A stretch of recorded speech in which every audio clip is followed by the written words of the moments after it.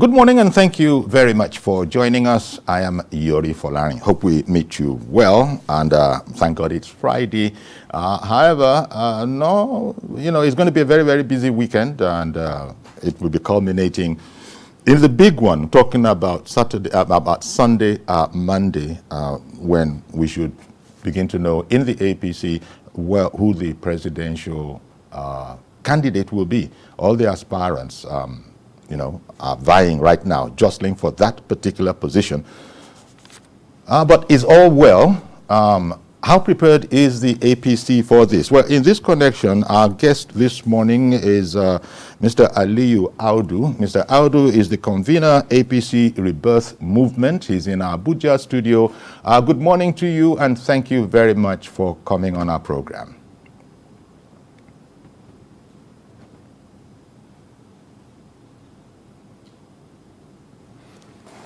Oh, it's going to be like that, huh? Okay, let me try again. Good morning to you, Mr. Audu.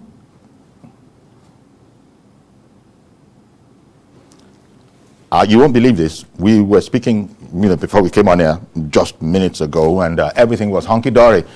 So, as I was saying, we're working to fix that. But the general lie of the ground, because I think everybody is following it in the country at the moment, is the APC convention and what members of the APC itself has called shenanigans, trailing it. In particular, without going into the details yet at this particular moment, at this late date, there are a lot of people within the APC. When I say late date, I'm talking about here we are on Friday. There's going to be a lot of work. I'm jumping over the weekend into Sunday and Monday. Yet the committee that is supposed to screen all these aspirants has actually not been constituted yet, unless something happened overnight. So how is all of that going to work is one of the things that Mr. Audu will be talking with us about. And one is beginning to be a bit concerned, or at least members of the party must be concerned as to what example exactly APC is setting for the country and for the quest for leadership. This screening should have taken place last Monday. It didn't. And then there are also rumblings, there are talks of, a consensus candidate. Late in the day, ideas are being muted, but that perhaps that's the way to go. Not everybody is down with that. Not everybody in the field is down with that. Certainly, the Asiwaju group, Asiwaju Bola Ahmed Tinubu group, is not down with that. And by the way, as something of an aside, you probably would have heard of former President Jonathan blasting away at the National Assembly, and in particular, at Section 84(8), and he feels that just what is going on. It's like when I was speaking with some APC members throughout this week, most of them are saying what is quite worrying, which is that we actually don't know what's going on. And if you don't know what's going on, you are party members, how do you expect it to be for the rest of us? I understand that Mr. Aliyu Audu, we can now speak. Good morning again to you, Mr. Audu.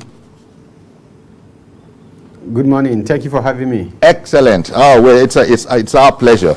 So while I was waiting to connect with you, I was just sort of, scatting all over the place, talking about the challenges it seems that you people in APC are facing. By which I mean, look, I could just start ticking them off on my fingers.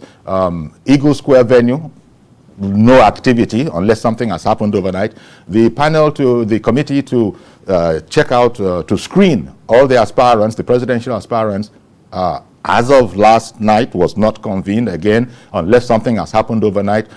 So one begins to worry about the state of preparedness of the ruling APC for this exercise, this very important exercise of a successful conclusion of its primaries. Give me your thoughts on that very issue, if you will, Aliyu Audu, on the state of what you see as the state of preparedness of your party. All right. Thank you very much for the opportunity. As a concerned member of the party, I am concerned as to the level of preparedness for, a supposedly all-important convention to elect our candidate, presidential candidate, in the next general election. I mean, like you rightly said, by now one would expect that we have a screening committee. It's barely 48 hours to the day of convention, and we don't have that in place. And I mean, a drive around Abuja City Central area and go through the Eagle Square, and you see that there's really nothing going on there. But I mean, I'll take solace in the confidence that I know. I'll take that those in charge understand the importance of us as a party having a candidate by the 3rd of June, and I expect that they will do everything possible to ensure we have that. There might be things going on that we are not aware of, but I mean, everybody is concerned. We have every right to be concerned as members of the party. Indeed, and I wonder, is it in the realm of possibility that, look, this is a strategy of some sort? You just said maybe there are things that some in the party know that others in the party don't know. Could it conceivably be that this is some sort of a strategy, and that APC is going to indeed come up and do the needful? I mean, we're just trying to make sense of it, actually, if it can be done.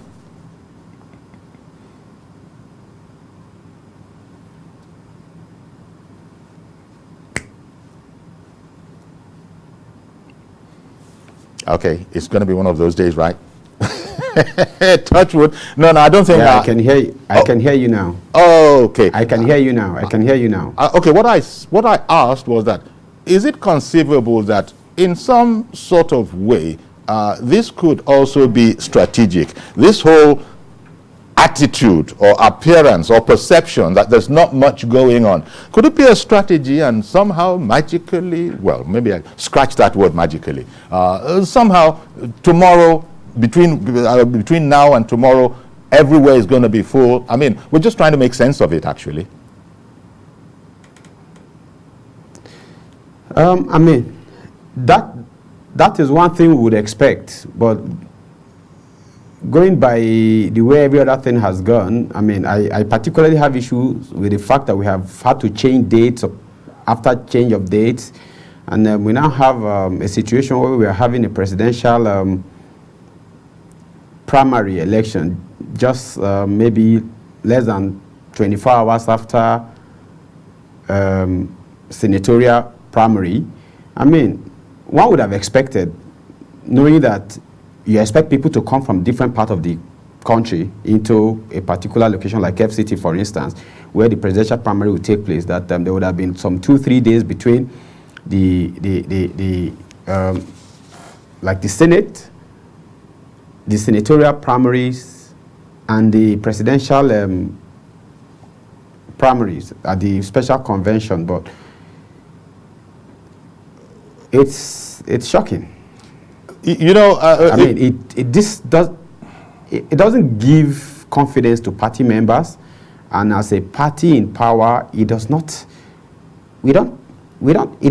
tell good of us. It doesn't show that we know what we are doing. It doesn't show that we understand the importance of doing things rightly. We understand the importance of processes. And it was the same thing we went through before we had the convention finally. And I mean, if they were clearly mapped out plans and they were followed as it is, all of this insinuation, all of these rumors will not be common. Okay, Mr. Audu, I'm going to come back to you, but I've got to go on a quick break. Stay with us, please. We'll be right back. Back to our conversation with Mr. Aliyu Audu, convener, APC Rebirth Movement, and we're looking at what appears to be the slack pace of preparations for the all-important primaries, especially presidential primaries within the ruling party.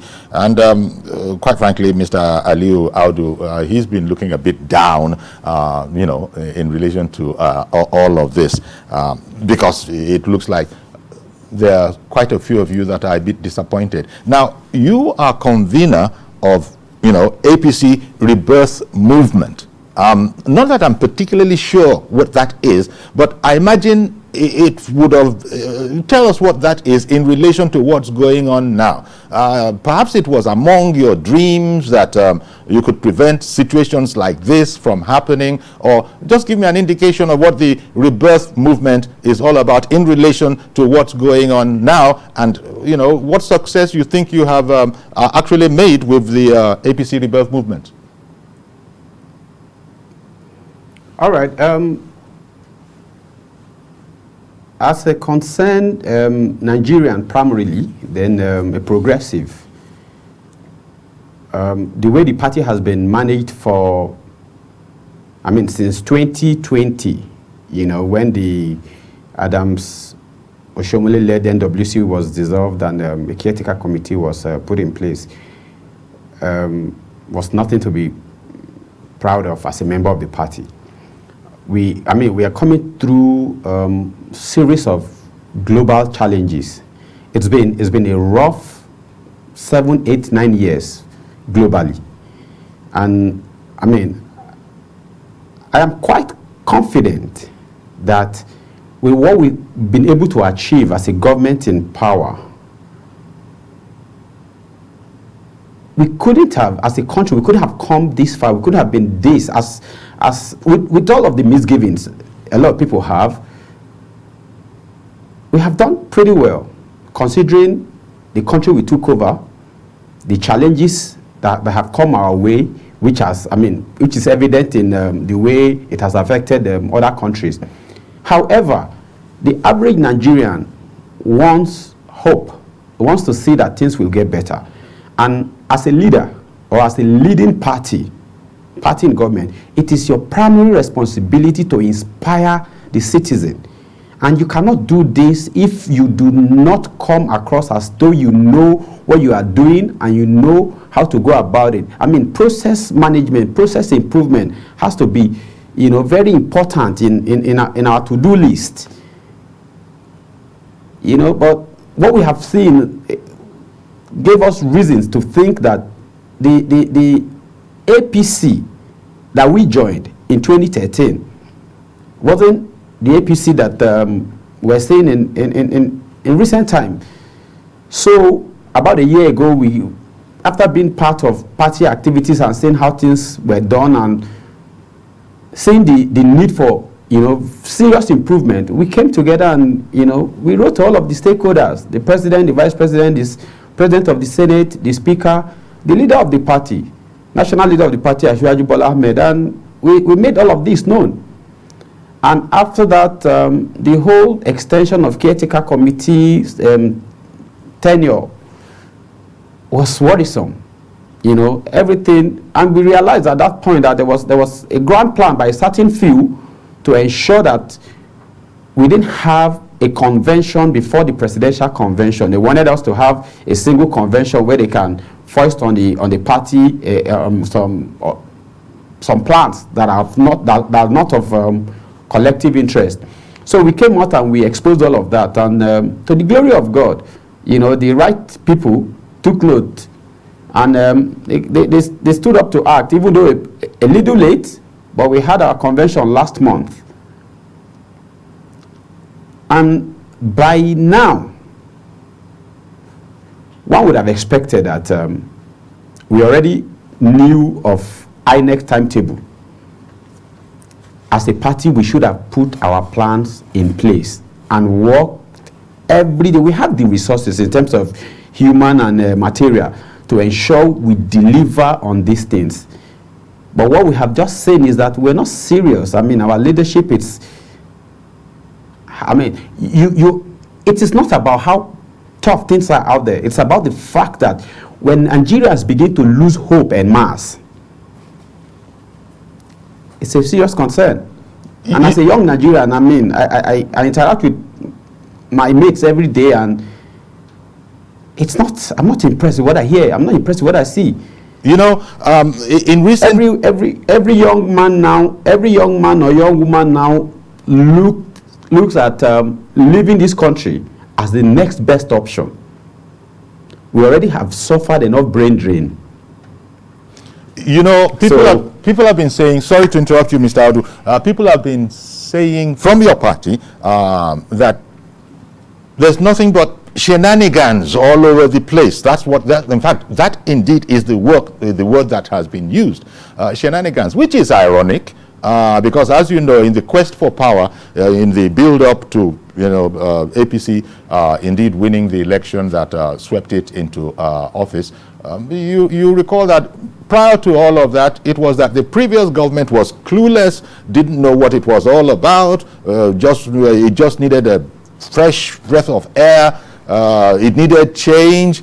And then, as you are saying, what are Nigerians to feel if even you loyal APC members are, feeling, it seems to me despondent is the word, as despondent as you are. Take the whole matter of the consensus, for instance. The whole issue, the whole question of a consensus. And even before we get to consensus, the question of zoning. APC is still quiet about that. The convention is, as we were saying, in about 48 hours. Yet, your party has not pronounced one way or the other on the question of zoning. How is that, and what do you think this portends? Okay, I'll start from the zoning.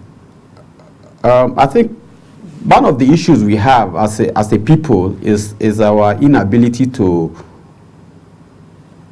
thrive, to be morally upright, and we think it's only when people get into public offices that they do this. And on the other side, the many people who keep quiet in the face of wrongdoings or evildoers, and one way or the other, it comes back to haunt us. It's our country. Nobody has double citizenship in this country. We all have, our citizenship is same. It is the responsibility of every Nigerian to ensure we build the country of our dreams. The people in politics, as it is right now, clearly mostly just want to hang on to power. What to do with the power, how to make the power work for the ordinary man isn't entirely their business. And that is what they've shown over the years. Like you rightly said, those were the things we came to correct as a party, as a progressive party. We have done pretty well, but we haven't done as much as we could have done. I'm not about to, it's been almost 7 years. I'm not going to compare my party in government to the previous party. No.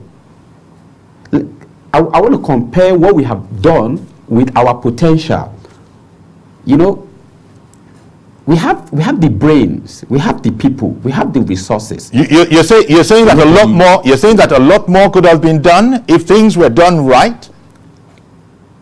Absolutely, absolutely. Yes. So we are talking about zoning. Why should it even be a case? Why should it even be a case of zoning if we talk about peace and unity?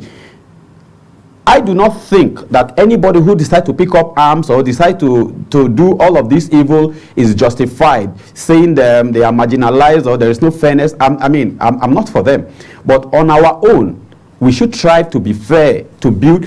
Everybody has to matter. I'm not going to go into micro-zoning. It is not expected for individuals to think after 8 years of having power in the north that another northerner should come to succeed President Muhammadu Buhari. No. While I understand that as a party, it is unconstitutional for you to pronounce zoning, which is basically denying some citizens their fundamental right. I expect that this citizen, if we are a party, it means there's something that joins us. There's an ideology that joins us together. And if you look at the motto of the party, it says it all. You can't have peace if there's no fairness. You can't have justice if there's no justice, if there's no equity. So, and people holding to their words. People holding to their words, because if, as you said, you just said it's unconstitutional perhaps to directly pronounce upon the issue of zoning, but there are understandings, there are And, you know, if within a party, especially the topmost hierarchy, you can't really trust yourself, couple that with rancor allegedly in many, across many APC states, one might even go as far as saying that, so where's the big difference between what you complained about then, before coming on board, coming into office, and now? And what is responsible for this? Because everybody was seen as a progressive in APC.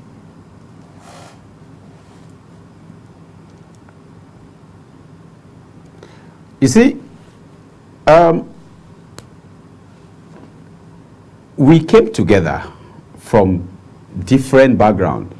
It was an amalgamation of different political parties, you know, and in fairness, right, 8-9 years isn't so, you know, much of a period to be hard on the party itself, but it's enough time for us to understand where our weaknesses lies and how to start fixing it, which is what APC Rebirth movement wants to, you know, take our attention to, bring to our consciousness that we do not have to go 16 years like the other party before, you know, we are kicked out of power, or before. I mean, we need to re-engineer ourselves. We need to be better as a party so that we can deliver, you know, to the people of the country. Is there enough time to do that? Is there enough time to do that at this short, I mean, 48 hours? Is there enough time to do this engineering, re-engineering? No, it's the re-engineering is a process. Okay. You know, it's not. I mean, it's not a project. It's going to be. It's continuous. Okay. You know what? I beg your pardon. I'm going to come back to you. Well, sorry to interrupt you. I'm going to come back to you. We'll continue the conversation on this line. I've got to go on another commercial break. Stay with us, please. We'll be right back.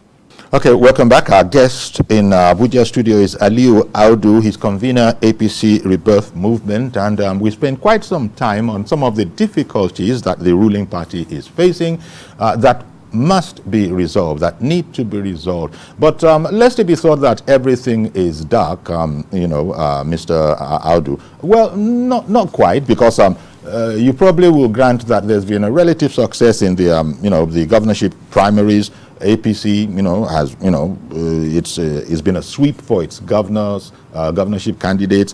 Lagos, Ogun, Kwara, Borno, Yobe, Nasarawa, Gombe, Delta, Abia, Rivers, Kebbi, Enugu, Ebonyi.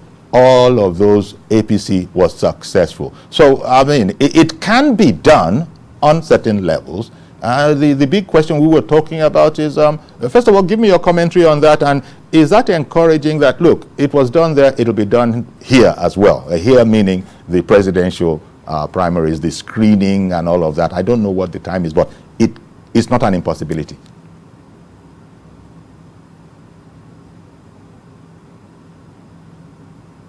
Yes, I mean, it's been relatively good so far from the reports we get from the states. For the presidential primary, why it is a bit different is we still have the House of Rep primary to do and the Senate for today and tomorrow. And we expect that some of these players who are involved in these primary elections will reconverge in Abuja at the Eagle Square to elect our presidential candidate. Like you said earlier, at this point, we do not have a position on zoning, not that I expect one from the party, to be honest with you. We do not have any position on consensus, not that I expect one, to be honest with you.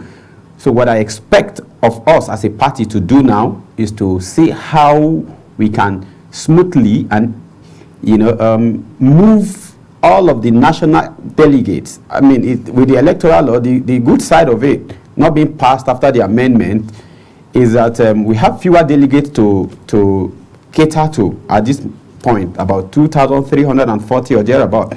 Move them to the Eagle Square, make preparation. I do not think that there's anything that is beyond, beyond us. If we are really committed, 24 hours, 48 hours is enough time to turn things around. That's how much belief I have in the personnel and in resources available, you know, at our disposal in APC. If properly deployed and judiciously utilized. So I expect that we move delegates to Abuja and give nothing but free, credible, fair, and contested primary. I mean, forget the price tag on the ticket. Aspirants have moved around the country. We have seen them travel around the country. That's a lot of investment in terms of finance. That's a lot of risk taking. That's a lot of commitment shown. That's a lot of preparedness shown. That's a lot of determination shown. You can't come 48 hours or 24 hours and say we should do consensus. That is the very reason why we have issues in democracy. I mean, right now it seems like our democracy is not as impressive as we would expect it to be. By now you expect a lot of younger people, generation to embrace democracy and come into it and try to change it for the better. But the outcome or the body language of the old players is not encouraging. Yeah. Yeah. When people contest, it's not because they believe they have to win. They expect the minimum of being given a level playing field where they test their capacity, where they test their social network, where they test their skills at convincing people to choose them over others. So when they have given their best and they don't win, they have won. They have successfully been able to test themselves and know where they are weak or where they need to improve on. But when you deny them that chance in the name of consensus, especially when it is not in the real sense of consensus definition, because I do not think that, I mean, we can talk about 28 people buying from, and I can easily point to 7, 8 aspirants that have gone around the country. I do not think that any of them will want to sit back after this and you call them to a round table and tell them to step down for somebody. No, let them go into the field and test their popularity. I mean, from everything I've been hearing since the day before yesterday, there seems to be a lot of confidence in many camps. Exactly. So let everybody go to the field and test their popularity. And as you said, there are quite a number of camps, almost as many as the contestants themselves. But talking about the Tinubu team, they have said that they just can't reason, they can't see the reason or reasoning behind the whole matter of consensus. Let everybody go there, let there be an open contest. So who's afraid of an open contest? I mean, what is the problem with that? Let it be transparent, let it be broad daylight. I don't know, this is the kind of thing APC used to insist upon before coming to power. And yet, here we find ourselves. We will. One thing for sure is post 2023, we will build on the confidence of Nigerians, in governance and in democracy. I'm confident about that. And I mean, the fight is ours. Nobody is going to fix this country for us. It's ours. And the only way to choose our leader is through democracy. It's not like democracy itself, it's, what's it called? A ready-made recipe. No, we are going to have to change and make changes and improve on the processes until, we get better. But one thing we should always ensure we do is get better by the year. On the issue of consensus, if as progressives, as APC, a party, if anybody is deserving of a consensus among the aspirants, you would expect it to come from the camp of Asiwaju Bola Ahmed Tinubu. Because while everybody's contribution to the formation and the success of the party is commendable, I don't think anybody alive in this country or in this continent can say any individual has contributed more than Asiwaju Bola Ahmed Tinubu. However, as a Democrat that he is, he is, I mean, when you hear his followers say, it's a reflection of what he says or what he's about. And that is why he's gone around the country to show his feet. He's gone around the country to show he's prepared. He's talked about issues when he engaged delegates. He's talked about things that are of concern to delegates and Nigerians at large. He's talked about our challenges as it is. He's talked about what we've been able to achieve so far, what can be done to take us from here to the next level. And you expect that, which is same thing other aspirants have said or have been saying. So I totally agree that the issue of consensus at this point, not only is it late, it should not even be, on the table, because we cannot improve our democracy if we keep doing that. The essence of how can you be a politician if you are afraid of contest? I don't get it. Exactly. It's like a footballer walking into the pitch and expecting to have a referee just blown, game over and award result to one side of the one team. You are a politician. Contest is what you are known for. Then you should embrace it.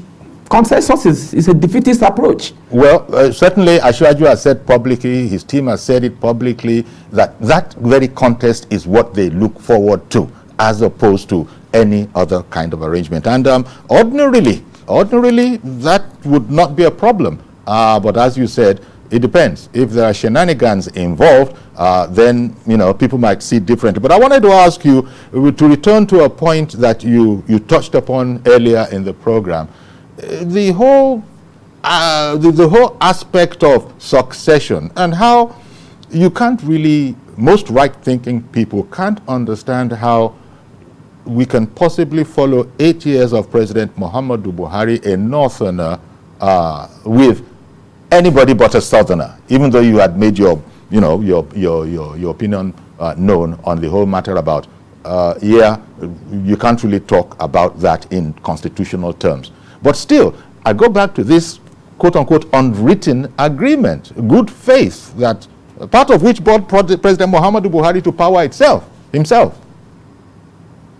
The whole notion of a northern candidate actually being interested, whereas it is his right or their right, it's like that's not what was expected, because people are gentlemen and they will do things. You spoke about ethics and morals earlier. And so that's what people expected, but we don't know where it's going.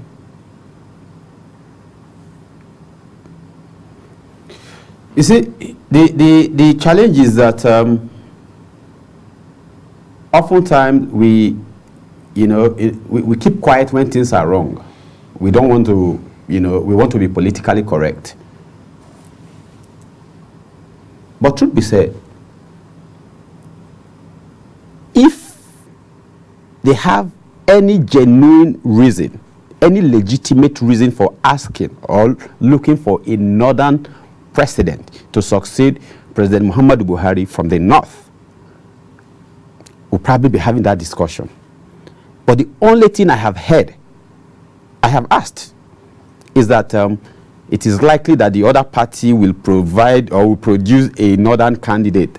And I'm saying, are we saying as a party we have not done well enough to pick our candidate from the southern Nigeria and market ourselves? Because we're not just going to be marketing the candidate. We are going to be marketing our achievement for the past 7 years. We are going to be marketing, what we intend to do, how we intend to consolidate on what we have achieved so far. Are we saying that we cannot do that with a candidate from the southern Nigeria? And so we have to go to the... I agree, as a party we have credible, competent candidates, aspirants from different parts of the country, but we cannot build a united, peaceful country if we are not conscious of fairness and equity. No, it won't work. We're going to have to leave it here. Mr. Aliyu Audu, convener APC Rebirth Movement. Thank you very much for sharing your thoughts with us on this difficult subject. But as you also said, as an optimist, that it's not impossible that the right things can still be done, leading towards our Sunday. Thank you very much once again for coming on. Thank you for having me. Indeed, our pleasure. Okay, now let's still staying with politics, and I had ruled out that the governorship primaries went very well, I would imagine. Lagos, Ogun, Kwara, Borno, Yobe, Nasarawa, Gombe, Delta, Abia, Rivers, Kebbi, Enugu, and Ebonyi. take this package report that went out earlier, and then let's talk about it. We'll open the phone for you to call in as well.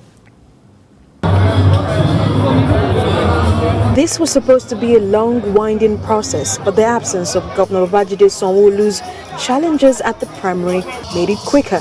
1,225 delegates elected from the 245 wards in Lagos were expected, but only 1,198 were accredited and allowed to sit in the stands of the Onikon Stadium.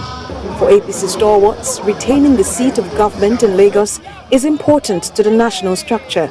Lagos is indeed very important to APC because we are looking at it that most likely, or rather, maybe the president of 2023 will come from Lagos State. It is the orderliness and the way and manner we have been conducting the affairs of the governance that endear the people of Lagos State to this our party.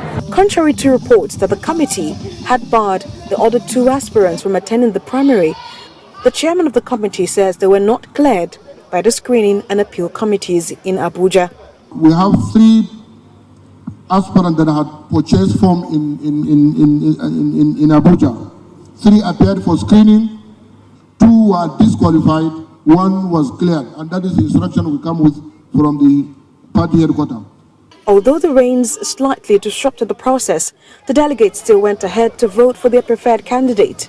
After sorting and counting, Governor Sanwo-Olu was declared the flag bearer of the APC. An affirmation that you want us to continue, at least on our party level. And that assurance will take you to the general polls and will ensure that we do not disappoint you. And what that means is that all of the things that we're doing with all sense of responsibility, there's still a lot more that Lagosians should be expecting from us. 23 years, Lagos State has maintained a particular political structure, from the AD to the ACN to the APC, producing politicians like Asiwaju Bola Ahmed Tinubu, Babatunde Raji Fashola, Akinwumi Ambode, and Babajide Sanwo-Olu. With the emergence of Babajide Sanwo-Olu as the flag bearer of the All Progressives Congress in the governorship election in the year 2023, the APC hopes to further strengthen its hold on the reins of power in the state. Sarah Yeku, TVC News, Lagos. In Ogun State, Governor Dapo Abiodun has been declared winner of the All Progressives Congress governorship primary held at the Moshood Abiola Stadium, Abeokuta. Dapo Abiodun, having scored the highest majority votes cast, is hereby declared the winner of the primaries in Ogun State. And today's validation, this overwhelming landslide, earthquake, tsunami expression of affirmation. In Oyo State, the governorship primary election has been postponed to Thursday. This is after an emergency meeting with the Electoral Committee where some critical issues relating to the primary was discussed. We have demanded for the list of the delegates, the voters.